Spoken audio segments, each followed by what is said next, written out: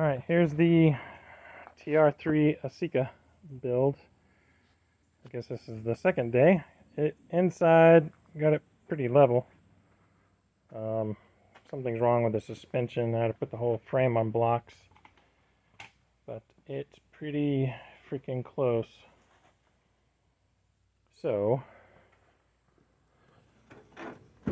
open the doors. So I actually tack welded the side curtains to the door, and I adjusted them as needed, and then clamped the hardtop to the windshield. So the windshield's good. The front of the hardtop to the windshield is good. The doors are fine. The side curtains are in place. This is an early 3, so I had the aluminum side curtains with the wedges, but these are just steel, just in case I need to modify them later. I can weld on the steel. And I don't need lifted dots because I don't have a tonneau cover. So I'm foregoing the lifted dots on the doors and the sides and just using the side curtains with the flap on the bottom. So these are just tack welded in place, and then I'll just do the Deutz fasteners to the door, you know, later and where exactly they need to go. But side curtains are on. I've never had a hardtop on a 3. This corner here is a little bit lower than the other one. I've measured it in like 5 different ways, but I'm just gonna have to let it go. It's about a 1/4 inch off. But this is a little tight here, but all this is perfectly fine. Trim the heck out of the hardtop. Inside brackets that are double layers and reinforcements. Trimmed it down. Got a sheet metal screw here. Reinforced the top.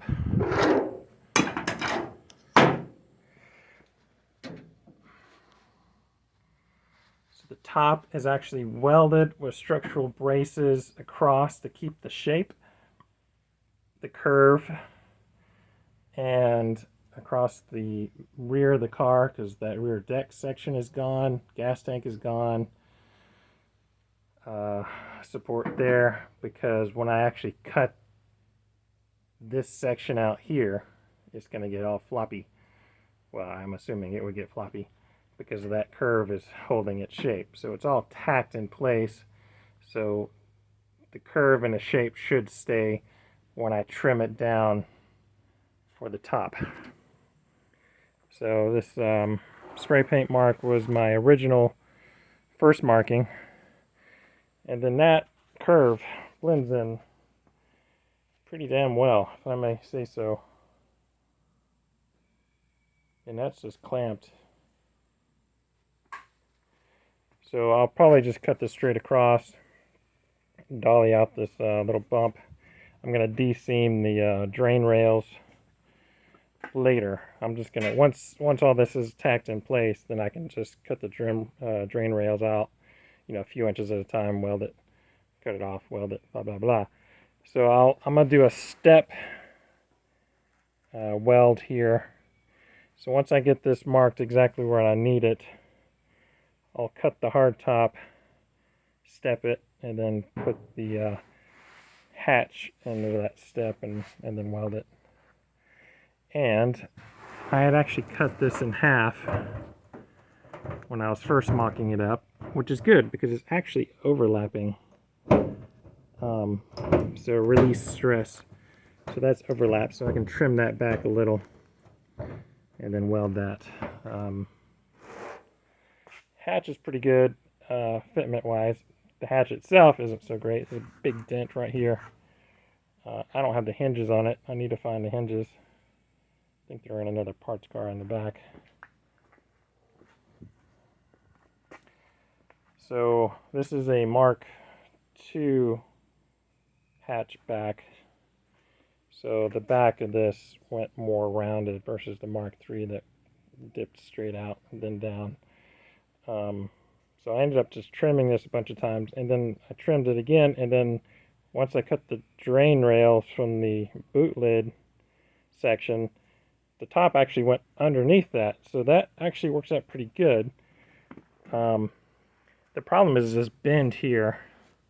It wants to go straight down because that's how the Mark II GT6 was, and if I bring that sheet metal up to blend it in, it tweaks the drain rail for the hatch, and then the hole gets smaller and then it won't latch.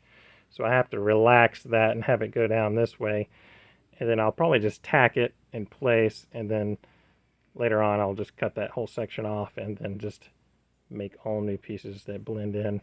But right now, look at that. I mean, this is probably better fit than the GTR5. I mean, look at that. I mean, I thought this curve would be very complicated to blend in, but that's almost like made for it. I'll have to trim that back. Maybe I put a little heat in there, get a little bit more bend here.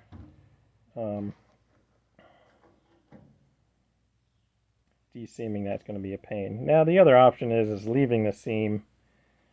I did cut the top of the drain rail. I could continue, I could weld the drain rail back on, but then it doesn't quite, 50s, 70s, doesn't quite blend in as well. So I think the drain rail's got to go.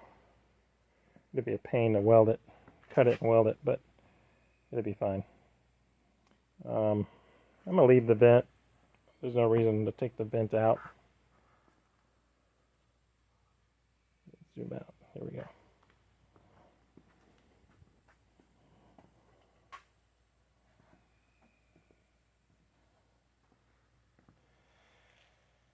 So once I figure this out, I can actually start cutting and welding the two together. Usually I just put some sheet metal screws in there so it's temporary and it can go back if I need to take it off.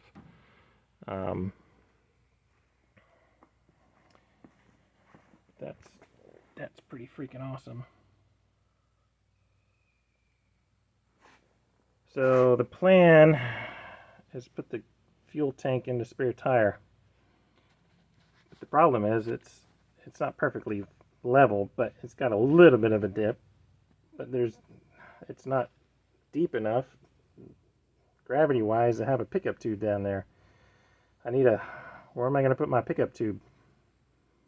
Otherwise I'm driving around and I'm just losing fuel and getting air pockets.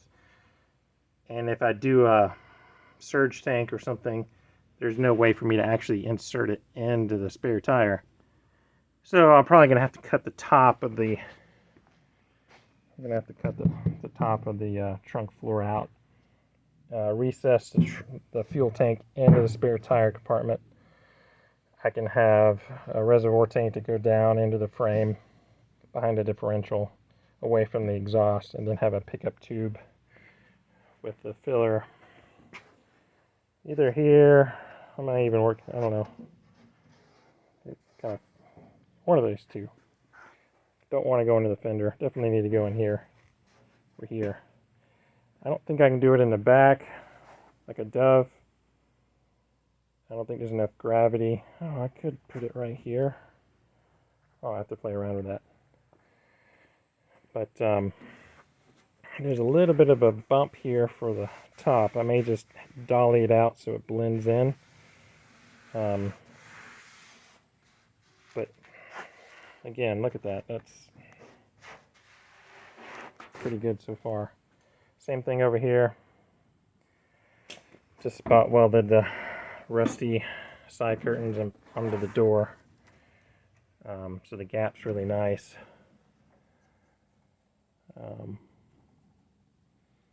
Again, if I ever get these recovered, then I can just do its fasteners on the inside of the door where I need them. I'm probably not going to have the side curtains on the car for years, but I just want to get the roof on and then have this available to put on if need be. So that's that.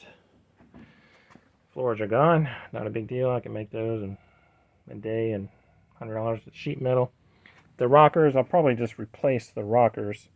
The sills, I think the sills are okay. But until I cut the rockers off, I don't really know. big dent, a couple little rust holes, but I like the patina. It's not really rusted through in the top, but it's really very pitted. Big dent here I gotta bang in and pull out. Be nice to have some spotlights, but I'm not sure where to put the spotlights on a 3D smallmouth. There's no real, the bumpers come from underneath the body, so there's no real bracket. Unless I take the grill off, unless I put a 2 grill in it. I don't really want to do a 2 grill because I already have a 2 over there. I don't know. It's just something to do later. So the quarter window.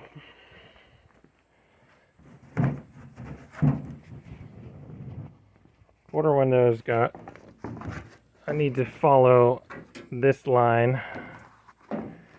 This is way too big. And I think I'm just going to cut this whole section out from the GT6. I'm just going to make up a whole new window. It needs to be smaller, further down, probably this area. Something to that effect, but not so deep down. Cut the bottom off. So not that far up, but maybe smaller, sharper radius here. This is too big. This is a big bucket. I'll probably do like a 3 or 4 inch radius here, smaller radius. Make it. I need a copy of this radius. We're pretty close to it. So something to that effect. Cut it off here. Maybe a diamond shape. That's to be determined. And of course it's hot. I need to turn the fan back on. But that roof line, once I figure out this back section, I'm going to start cutting and welding the 2 roofs together so they're one piece. So this is my TR3 Aceca. Let's see how far I get this weekend.